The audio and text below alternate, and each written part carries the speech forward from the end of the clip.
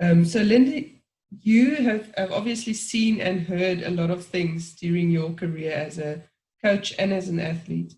Do you have a funny story that you can share with us, or an embarrassing story if you want to?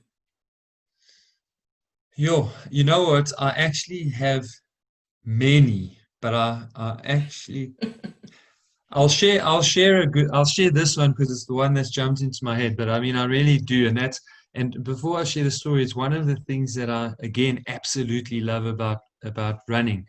And we've been so privileged growing up with my dad in the Comrades house because it's put me into so many cool situations where I get to hang out with people like Sean Micklejohn, Bruce Fordyce, Nick Bester, and these guys have got stories, and and my father has got stories. So that is I love about running. But I'm actually going to tell. So I said at university that I'd been struggling with these injuries, and then I started working with the people who just took up running in university, never run in their life. And I'm going to try and tell them quickly, um, but they both involve the same guy, and I'm involved loosely in one and very directly in the other.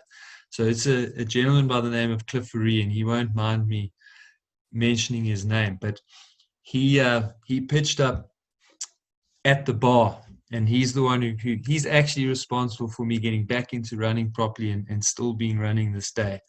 And he said to me, look, I need some help because I love running. And the reason why he loved running is because he got to university, and there was this girl whose name I will leave out of the story that he met in his accounting class. And he was trying to chat her up because he quite fancied her, and he was trying to angle into getting a date with her. And she said to him, look, there's this half marathon on Sunday, and if you come and run the half marathon with me, we can have a chat and get to know each other. So Cliff had never owned a pair of running shoes in his life. At school, he was a falconer. So falconer, you Yeah. send the falcon off and it comes back to you. That's what he did at school. So he phoned his dad and said, Dad, that emergency credit card you sent me to university with, I have an emergency. I need a pair of running shoes. Went and bought running shoes at the local shop in Grahamstown. They didn't have his size, so he bought a size too small, and off he went. Ran the half marathon with her. Well, he made it to 15 Ks with her, and then he had to let her go. And he woke up that night, and his legs were so sore that he had to go out into the garden and rip a plank off their wooden fence so that he could tie his legs to the plank so they would stop moving, so that he could sleep, because if they moved, he would just wake up. But somewhere in that madness of pain, he decided this is the sport for me. And so we found each other, and I mentored him along. And a few years later, his running had come along, but he told me, no, he's got one ambition, and that's that he's going to beat me in a race. And I was like, that will never happen.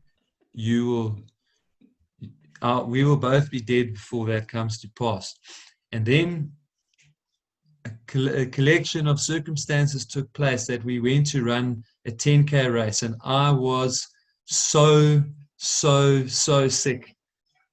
Not sick that I shouldn't have been doing sport, but self-inflicted, Rhodes University style sick. And we went to this 10, and I was like, Cliff, if you ever have an opportunity to beat me, today's the day. And then as a theme in Cliff's life, he didn't beat me that day because instead of taking me out, and he should have because I ran a miserable time, he opted to run with another girl that he fancied at the time. And so I abused him all the way back.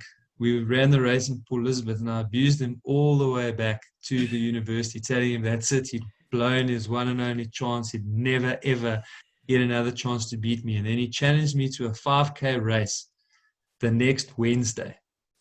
And I was like, you are on. And basically the whole club came down for the race, and we raced. And I still don't know how he did it, but when the race took us on this really hard climb all the way up to the top reses at Rhodes University, for anyone who knows university. And by then I'd left him in the dust, and I was like, yeah, I could have told him this before the run, but somehow on the downhill, he managed to claw his way back. And in the last 400 meters, I can't sprint, and well, it turns out Cliff can.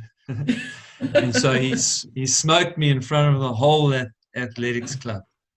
So I had to eat humble pie Oh, and be that's embarrassing. less arrogant about my running ability forevermore.